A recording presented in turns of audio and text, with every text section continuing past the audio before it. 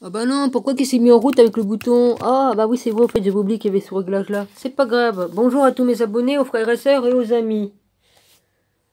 Euh, Mon rabbi, je te bénis, ainsi que les frères et sœurs.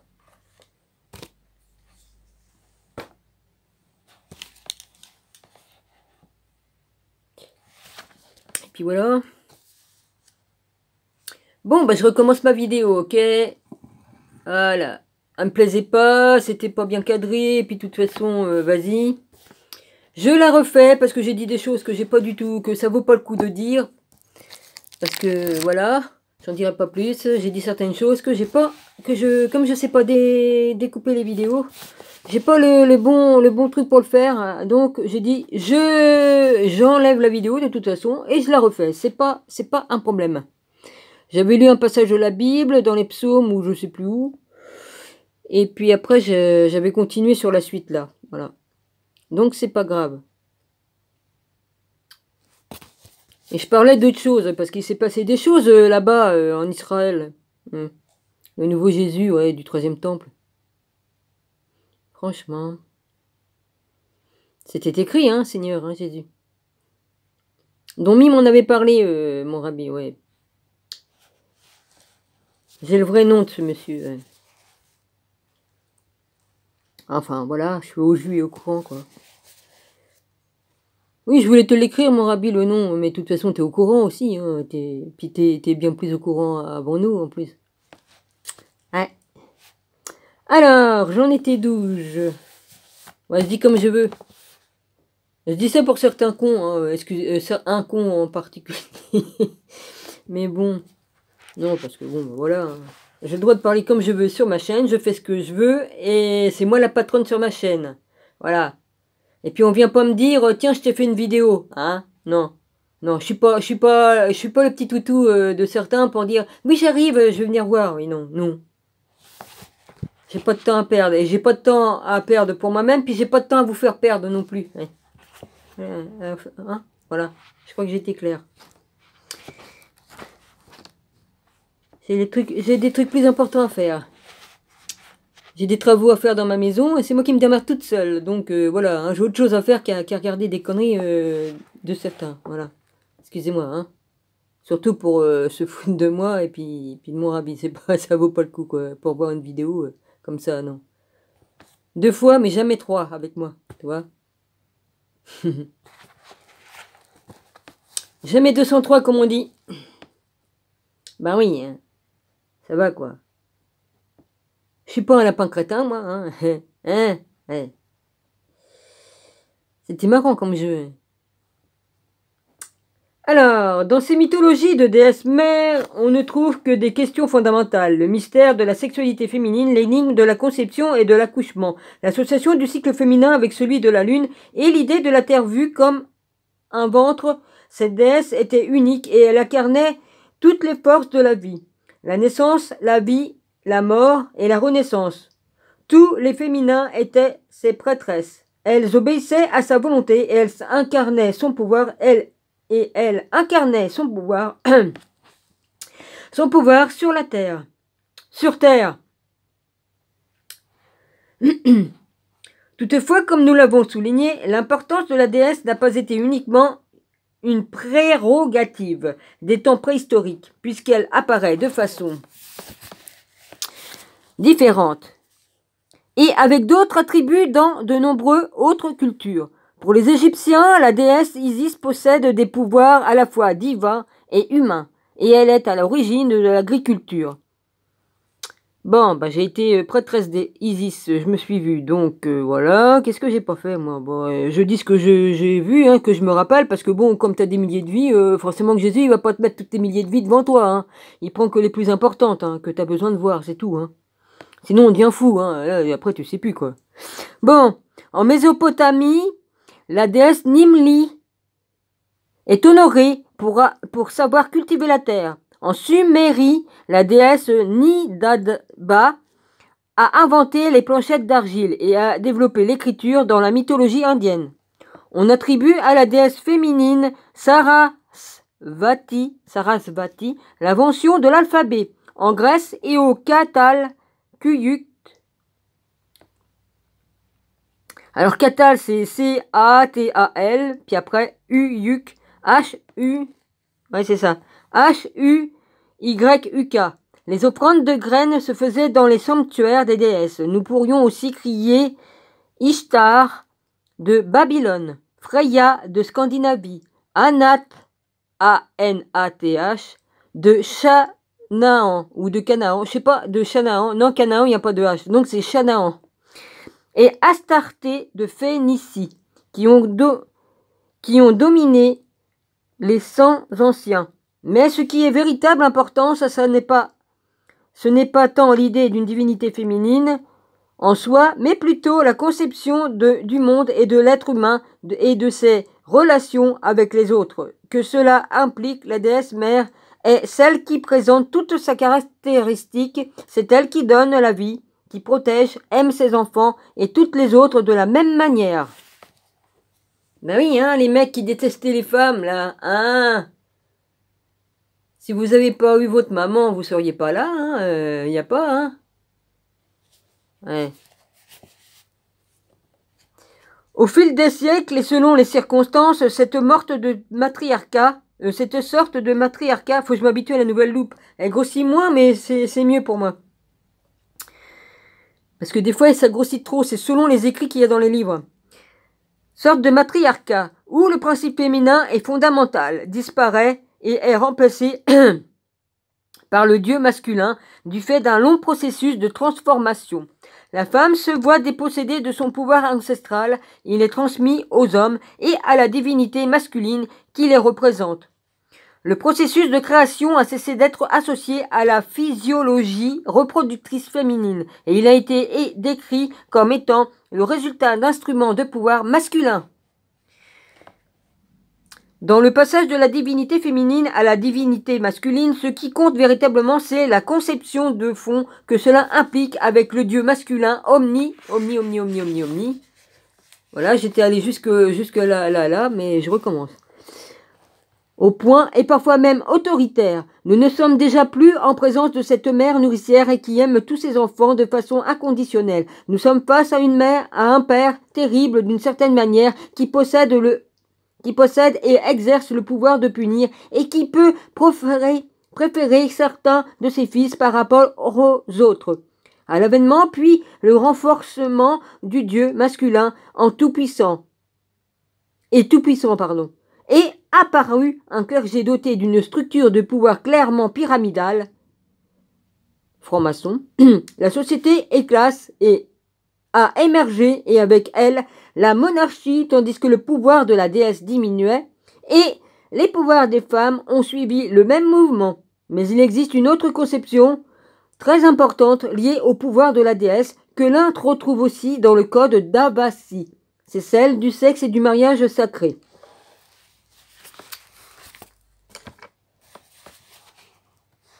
Sexe et mariage sacré, la femme et l'homme sont deux et ne font qu'un. Amen. C'est une grande vérité. Une fois que tu es marié, tu ne fais plus qu'un avec ton époux. Bien que dans la culture occidentale, l'union sexuelle d'un couple au niveau du sacrement n'est rien d'étonnant, beaucoup de civilisations ont cherché à connaître l'univers et à accéder au niveau supérieur et la compréhension en passant par l'étude du corps, à dissoudre le moi pour unifier le temps et l'éternité, à développer des capacités au-delà de la normale et, en fin de compte, à se rapprocher de la divinité et l'immortalité. Même si dans la culture occidentale moderne, le terme de sexe sacré exprime une sorte de contradiction, il s'agit d'une exception frappante. Tous les systèmes religieux de l'Antique, depuis l'Égypte en passant par l'Inde et la Chine, ont développé des rites sexuels sacrément tels et magiques. Une tradition qui aujourd'hui encore perdure par exemple dans la pratique du dénommé sexe tantrique. Ouais, je connais. Jésus et Marie-Madeleine incarnent les archétypes des époux sacrés, des cultures de la déesse du Moyen-Orient et de beaucoup d'autres cultures ancestrales comme par exemple celle de Shiva et de Shakti. Dans la culture indienne ou encore le couple sumérien représenté par Inanna à son amant le divin Dumuzi, un texte précieux datant de l'ancien Sumérie de l'ancienne Sumérie permet d'entrevoir la nature sensuelle du rite de Hieros, Gamos ou mariage sacré rituel. Inanna déclare: ma vulve, la corne, le passage au paradis est pleine de désirs comme la nouvelle lune. Ma terre est en jachère qui va s'occuper de ma vulve, qui va travailler ma terre humide. Il n'y a rien de porno là-dedans. Bon. Dumudzi lui répond: grande dame, c'est le roi qui le fera. Moi, Dumudzi, roi, je m'en occuperai. Alors Inanna, la reine du paradis, lui répond avec impatience: alors faites vite, homme de mon cœur, occupe-toi de ma vulve. Bah il parle poliment, hein, c'est pas, hein. Bon, le sexe sacré entre les gnostiques. Puis si ça vous plaît pas, vous passez le passage, hein. Qu'est-ce que vous voulez que je vous dise, moi? Ben, c'est pas plus compliqué que ça, hein. Quelques groupes de gnostiques voyaient en l'acte sexuel une image de l'union avec la divinité, surtout par la cérémonie de la chambre nuptiale. On préparait la chambre et c'est là qu'avait lieu l'union physique entre un homme et une femme qui n'allait pas jusqu'à la fusion charnelle complète, avec prière et onction qui symbolisait l'union définitive avec le Dieu des cieux. Cependant, certains gnostiques allaient plus loin, organisant de véritables orgies régies par des rituels bien précis. Oh bah eux, il faut toujours qu'ils poussent le bouchon un peu trop loin. On mangeait, on buvait en abondance, puis commençait la cérémonie de l'amour, où les hommes et les femmes s'unissaient sans discrimination, c'est-à-dire, pouvait très bien avoir 2 hommes et 2 femmes. Donc ça, c'est plutôt les trucs des francs, machin truc bidule, là, hein. Et l'on offrait le sperme en offrande, il était considéré comme le corps du Christ. Bah, là, c'est une injure envers les Saint-Esprit, ce que vous dites là. Hein. Et le sang menstruel de la femme était le sang du Christ. Là aussi, c'est vraiment contre le Saint-Esprit, ce truc. Vous me donnez envie de vomir. Hier, j'ai pas dit ça comme ça, mais oh, un peu pas pareil. Hein. Là, ça s'appelle plutôt de la magie. Non, c'est pas bon. C'est plutôt un truc... Non, c'est pas bon. Bon. Enfin bon, s'il y en a qui aiment bien bouffer des ragnagnas et puis du sperme, hein, ça vous regarde. Hein. Ouais. Bon, de la même façon que la déesse, l'idée du mariage sacré de sa contrepartie sexuelle vient de loin. Excusez-moi. Mais j'ai dit la chose un peu plus grassement, quoi, hein. Un peu plus dégueulasse, quoi. Mais c'est la même chose, hein. Bon, retire-toi de ça de la tête, Dominique.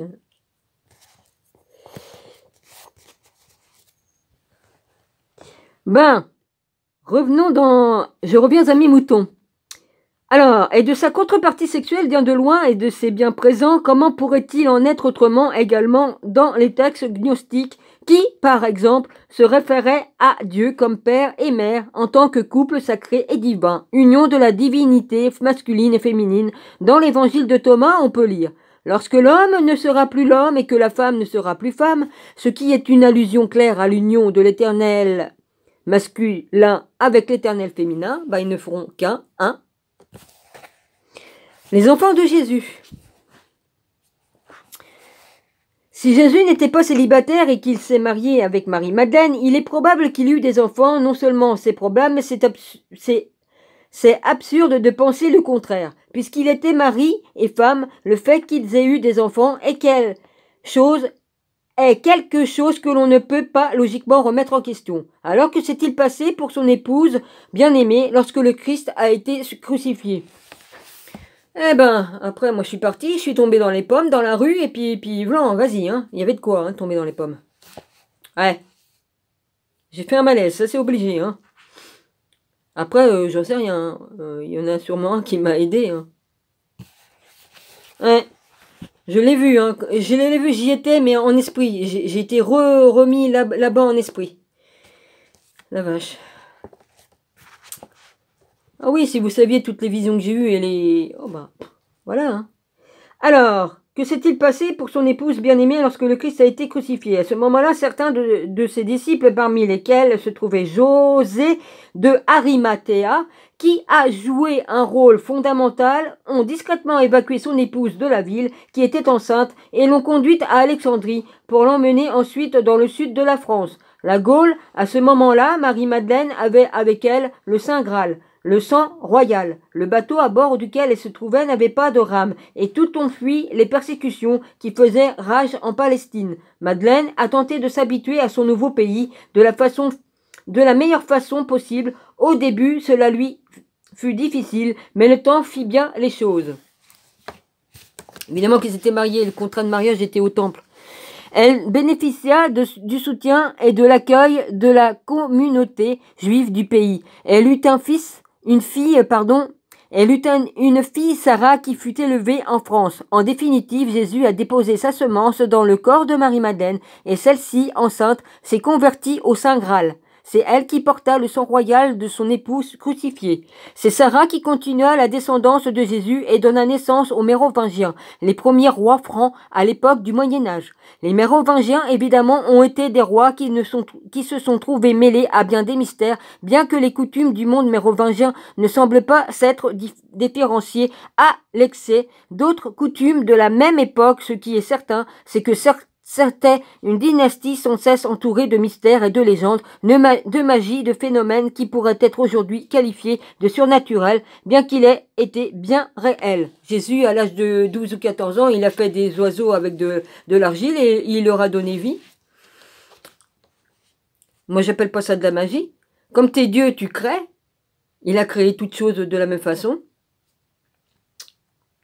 De gauche à droite, l'imagerie catholique annonce que le Christ roi revient pour implanter le règne social de son cœur sacré. Clovis, premier monarque mérovingien, les 4 fils de Clovis, parmi lesquels se trouva reparti le royaume des Francs, Dagobert II, dernier monarque mérovingien, qui mourut assassiné. Bah, ça les arrangeait bien de le tuer, hein. Pardonnez-moi. Selon la tradition, il s'agissait... Ouais, je l'avais déjà... J'avais déjà montré ça, les photos. Voilà.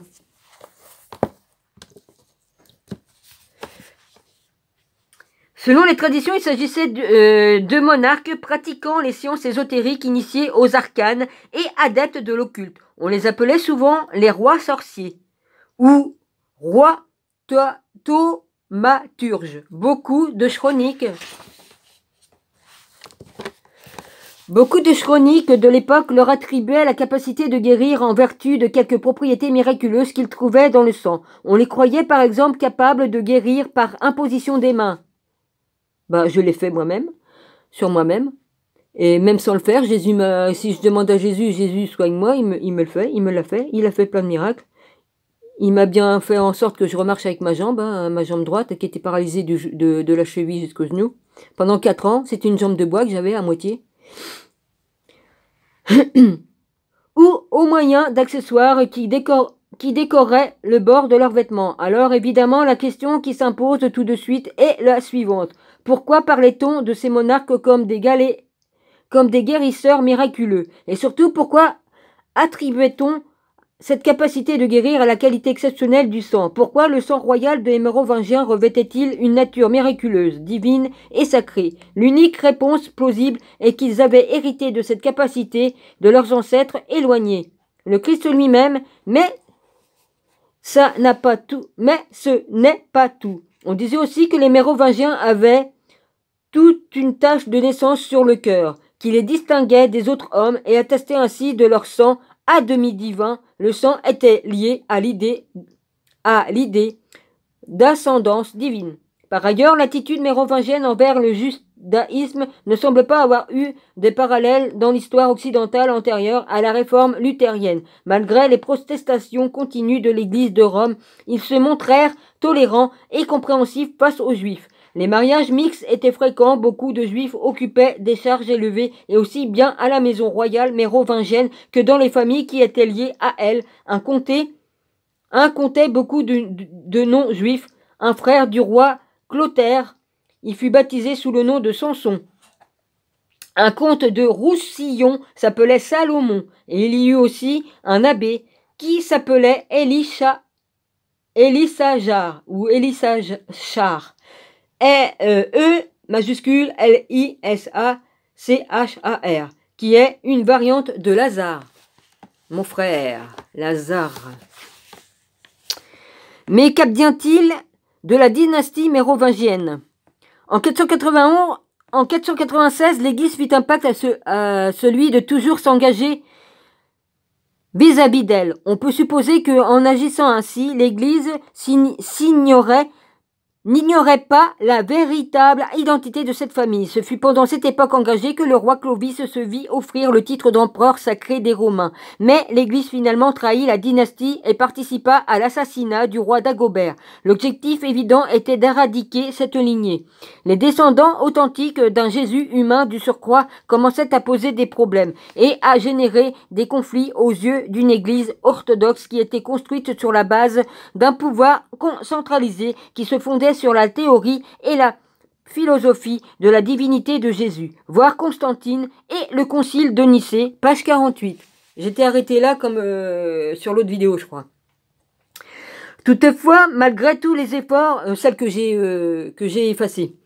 Toutefois, malgré tous les efforts fournis pour effacer toute trace des Mérovingiens sur terre, la lignée survécut principalement par le fils de Dagobert, Sigisbert, dont les descendants réussirent à s'enfuir. Dans les siècles qui suivirent, les Mérovingiens, aidés par le prieur de Sion, firent différentes tentatives pour récupérer leur patrimoine, voire les Mérovingiens et la reconquête du pouvoir. À plusieurs occasions, ils furent prêts d'arriver au but, mais au bout du compte, ils n'obtinrent pas pleine satisfaction. Au-delà de tout cela, la lignée n'a pas disparu et la descendance du Christ continue parmi nous.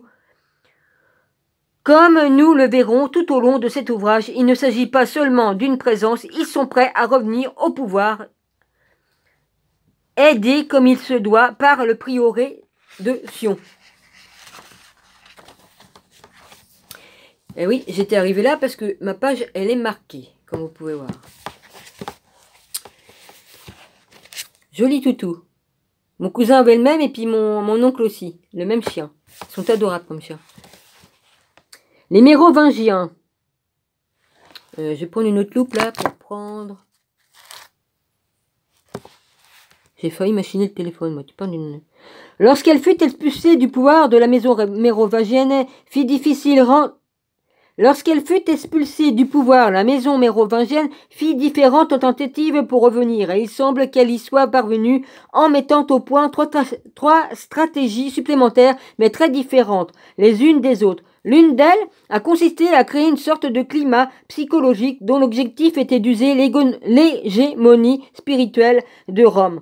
On retrouve ce courant dans la pensée hermétique et les écrits occultistes. Une seconde stratégie consistait à reconquérir le pouvoir par les biais des intrigues et des machinations politiques. Enfin, la troisième tentait de récupérer le patrimoine par des mariages dynastiques. La question qui semble logique de se poser est la suivante. N'aurait-il pas été plus simple de révéler et de prouver ses origines pour obtenir ainsi la reconnaissance de tous? Si cela avait été le cas, les choses n'auraient pas été aussi simples que cela, parce qu'une révélation prématurée aurait pu faire éclater une lutte entre les différentes factions que les Mérovingiens auraient eu du mal à tenir, à moins qu'ils n'aient été en position de pouvoir. Pour cela, il fallait d'abord récupérer le pouvoir et ensuite de toute façon révéler la vérité, chose qu'ils n'ont pas encore réussi à faire. Alors, Constantine et le concile de Nicée. Évidemment, rien de ce Jésus humain, époux et père de la déesse et du féminin de l'expérience individuelle de la divinité ne peut se retrouver dans le christianisme orthodoxe. Dans les évangiles officiels, bien que tout cela continue toujours, nous pouvons retenir la date de 325, date à laquelle se célèbre le concile de Nicée comme point de départ de notre réflexion. Le christianisme gnostique tel que nous l'avons vu se basait sur l'expérience personnelle, sur l'union individuelle avec le divin, croyance qui minait l'autorité des prêtres et des évêques et rendait nécessaire l'encouragement d'une foi aveugle en un dogme unique qui rejetait la spéculation individuelle. Il était nécessaire d'implanter une structure de principes fixes et clairement codifiée, sans aucune altération pour empêcher la libre interprétation de l'individu. L'empereur Constantin le Grand œuvra beaucoup dans ce sens, tout d'abord en mettant en place le concile de Nicée, puis en appuyant l'orthodoxie chrétienne en réalisant En réalité, Constantin était empereur païen qui ne fut baptisé et converti au christianisme qu'au moment de sa mort. Toute sa vie, il fut le fervent prêtre du culte au soleil, rite d'origine assyrienne que les empereurs romains imposèrent à leur sujet. Malgré son paganisme, Constantin voyait bien que 3 siècles après la crucifixion, les tensions religieuses étaient chaque fois plus fortes puisque chrétiens et païens commençaient à se battre, ce qui mettait son empire en péril. L'objectif de l'empereur a été alors l'unité territoire, religieuse et politique. C'est pour cette raison qu'il a organisé le concile de Nicée afin d'unifier Rome sous un seul et même religion. Le christianisme, l'orthodoxie chrétienne avait beaucoup de points en commun avec le culte au sol Invictus et grâce à cela, il fut possible de les homologuer. Le concile de Nicée fut le premier concile œcuménique. Il fut convoqué par l'empereur avec l'assentiment du pape Sylvestre I. Plus de 300 évêques y assistèrent et le pape envoya un légat pour la représenter pendant... Ouais, Voilà l'empereur. Bon. Représenté pendant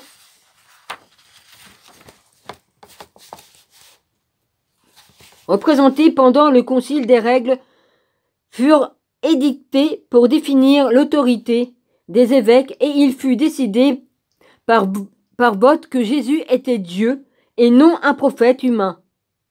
Le concile approuva le credo de Nicée pour sceller le concile. Nous croyons en un seul Dieu, le Père Tout-Puissant, Créateur du ciel et de la terre, du visible et de l'invisible. Nous croyons en un seul Seigneur, Jésus-Christ, Fils unique de Dieu, né du Père avant tous les siècles, Dieu de Dieu, lumière de la lumière, Dieu véritable de Dieu véritable, engendré non pas créé de même nature que le Père, par lequel tout a été fait. Pour nous les hommes, il est descendu du ciel par l'Esprit Saint. Il est né de la Vierge Marie et s'est fait homme. Il fut crucifié sous Ponce Pilate, mourut et fut enterré. Il ressuscita le 3e jour selon les Écritures, et il monta au ciel. Il est assis à la droite du Père, il reviendra parmi nous pour juger les vivants et les morts. Et son règne n'aura pas de fin. Amen. Nous croyons en Esprit Saint, au Seigneur, source de vie, qui vient du Père, et du Fils qui reçoit même adoration et même gloire, et qui a parlé par les prophètes. Nous croyons en l'Église, une sainte catholique et apostolique. Nous reconnaissons qu'il n'y a qu'un seul baptême pour le pardon des péchés. Nous attendons la résurrection des morts et la vie du monde à venir. Amen. Oui, là, j'ai dit des mots qui ne sont pas écrits dedans, mais voilà, j'ai le droit de dire Amen, et puis voilà, hein, bon. Alors, avec l'approbation de ce credo, Jésus, de prophète mortel, est devenu fils de Dieu. Évidemment, ce moment est important. Établir le caractère divin du Christ était fondamental pour l'unification à venir de l'Empire et l'établissement de la base du pouvoir du Vatican. En le proclamant fils de Dieu, Constantin transformait Jésus en une entité incontestable dont la portée allait au-delà du monde des hommes. De cette façon, l'empereur étouffait toute menace païenne possible envers le christianisme, en même temps qu'il laissait une seule voie pour la rédemption des adeptes de Jésus, l'Église catholique, apostolique et romaine. Quelqu'un plus tard, Constantin sanctionna la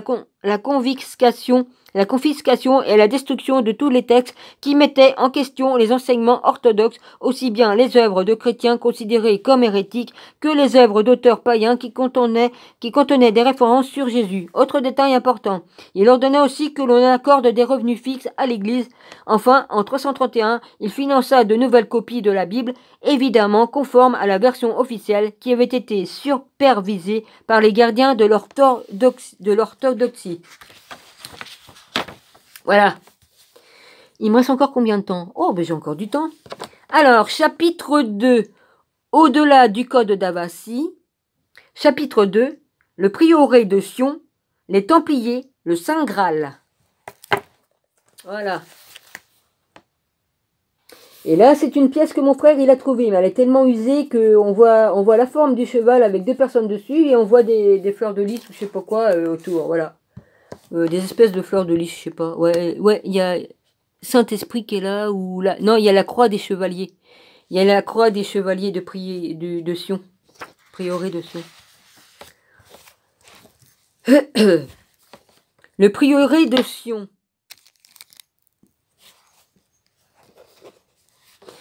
Le prieuré de Sion et les Templiers ont été, pour utiliser une métaphore, les deux faces d'une même pièce. Le prieuré a été la face occulte, secrète, mystérieuse et clandestine. Les Templiers, au contraire, ont été, en plus d'être le bras armé du prieuré, ceux qui agissaient en pleine lumière. Cependant, tous les deux poursuivaient un objectif similaire, récupérer pour les Templiers, garder pour le prieux les documents du secret du Graal, qui démontre le rôle authentique de Marie-Madeleine en tant qu'épouse de Jésus et porteuse de la lignée royale. Par son mariage, elle alliait les maisons de David et de Benjamin avec la naissance de sa fille Sarah, ou Sarai, on dit comme on veut. Elle poursuivait la succession des rois de l'époque de Salomon, selon les écrits protégés par le prieuré. Sarah est née en France.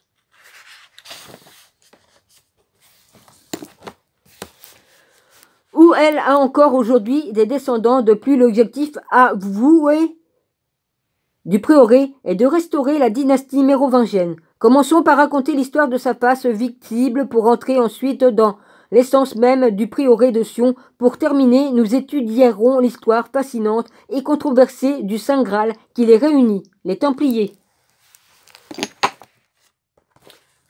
On voit la croix des Templiers.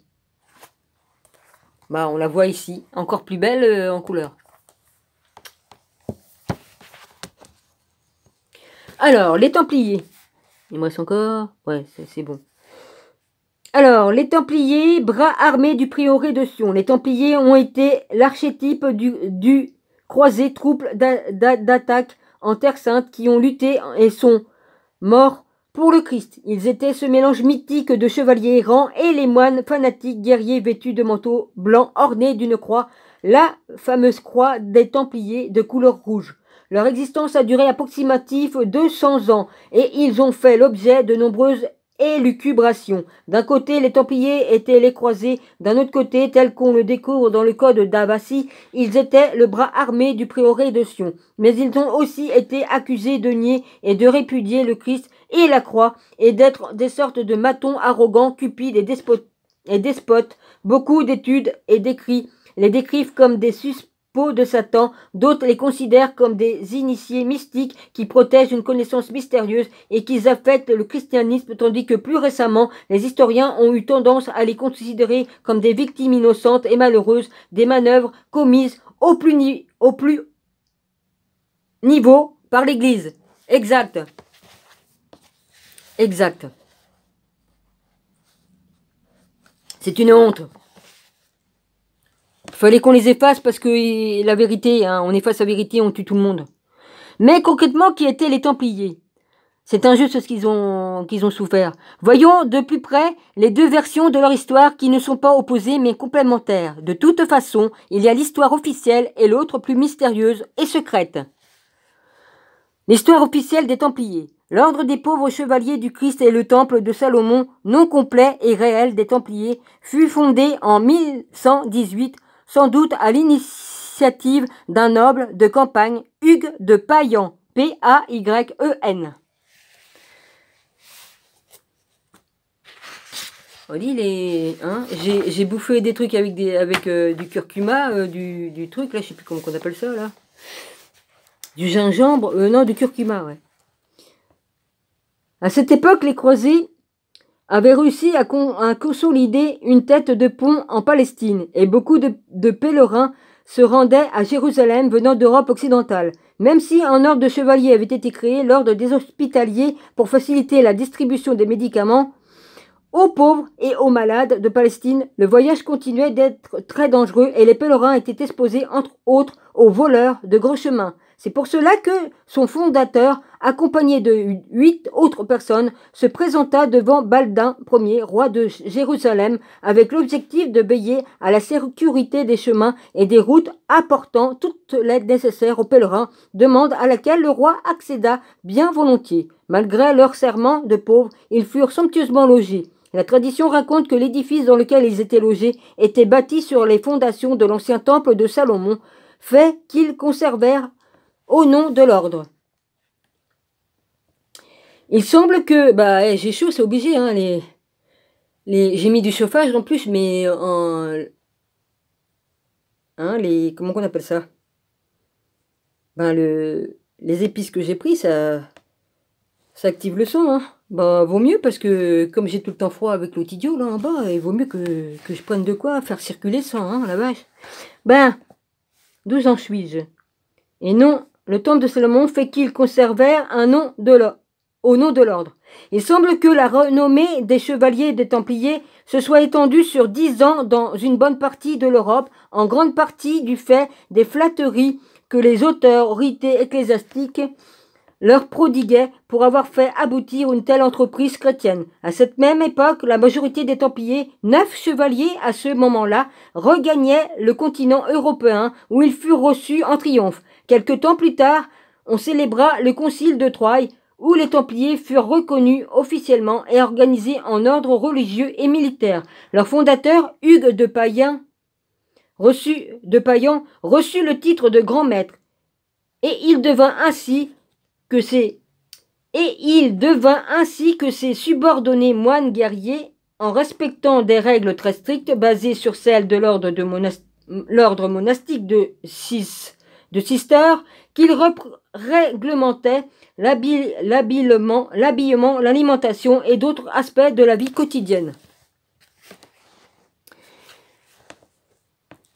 De ces soldats mystiques. Et voici quelques exemples. Une fois admis au sein de l'ordre, ses membres faisaient vœu de pauvreté, de chasteté et d'obéissance. Ils ne possédaient rien et ils ne pouvaient rien faire sans en demander l'autorisation. Toute action, tout détail de leur nouvelle vie, si insignifiant qu'ils puissent paraître à première vue, était sévèrement réglé. Le temple rejetait tout ce qu'il considérait comme superflu et les chevaliers ne possédaient rien d'autre que leur effet personnel, 3 chevaux et un écuyer ou un domestique du fait de leurs vœux. Tout accessoire était interdit. Leur coffret personnel ne pouvait pas être scellé. Ils ne pouvaient écrire ni recevoir de lettres sans l'autorisation adéquate. De la même manière, ils ne pouvaient pas se déplacer en voyage sans autorisation, ni même assister à des offices religieux. Oui, ta gueule, il en fait exprès. Il se force à tousser exprès pour faire du boucan. Les Templiers étaient obligés de se couper les cheveux, mais ils n'en étaient pas le même avec la barbe, ce qui les rendait facilement identifiables, et ils devaient porter le vêtement de l'ordre manteau blanc, orné de la croix rouge des Templiers. Au niveau des comportements, les conversations légères, les rires et les plaisanteries n'étaient pas de mise, que ce soit entre eux ou avec d'autres personnes extérieures. Ils devaient se comporter avec humilité et courtoisie. S'ils étaient faits prisonniers, ils ne devaient pas implorer la clémence, ils devaient lutter jusqu'à la mort, et ils pouvaient abandonner la lutte si l'ennemi était supérieur en nombre, soit 3 contre 1, du fait de leurs vœux de pauvreté.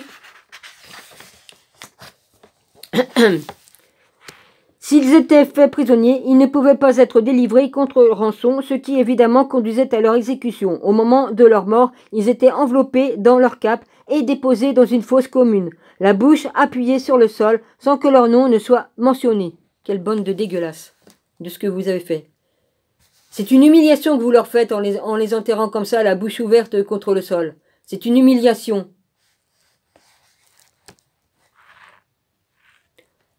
L'ordre est hiérarchique chez les Templiers. Voici les différentes... Ouais, bah ça, je le ferai plus tard. Je vais plutôt continuer là-dessous et puis je vous ferai le petit récapitulatif qu'il y a là.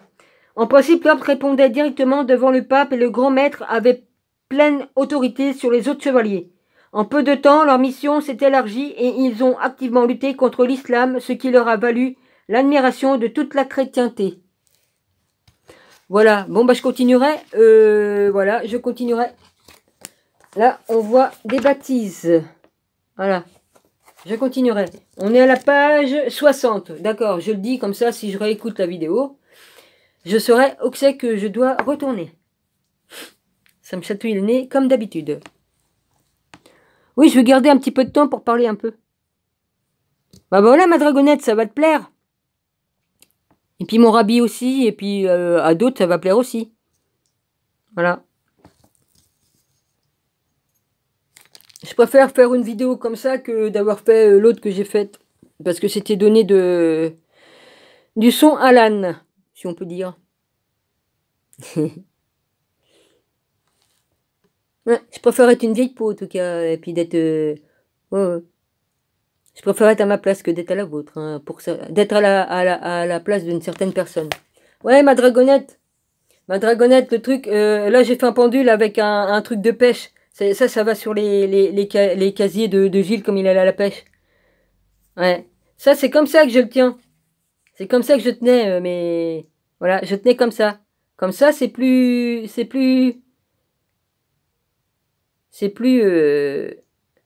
hein. Il fait 95, il fait 95 le plomb, hein, 95 grammes. Il fait 95 grammes. Voilà. Là, on voit bien que c'est pour moi qui l'active, hein, il bouge tout seul. Voilà. C'est une grande vérité. Ah, voilà. Je dis c'est une grande vérité, il dit oui. Bon, vas-y, c'est bon. Ma dragonnette, voilà. Sinon, comme ça, c'est pas bon. Parce que tu le bloques. Tu le bloques, il a moins de. Tu vois, là, tu le bloques pour aller par là, tu le bloques, comme tu le tiens comme ça. Voilà. C'est tout. Je voulais juste te montrer, hein, parce que moi, je pratique plus. Hein. Maintenant, je me sers de mes mains, et puis c'est Jésus qui me guide en toutes choses. Donc, j'ai pas besoin. Mais voilà. Mais je te montre. Voilà. Bon, bah, j'arrête ici. Soyez tous bénis. Hein. Voilà.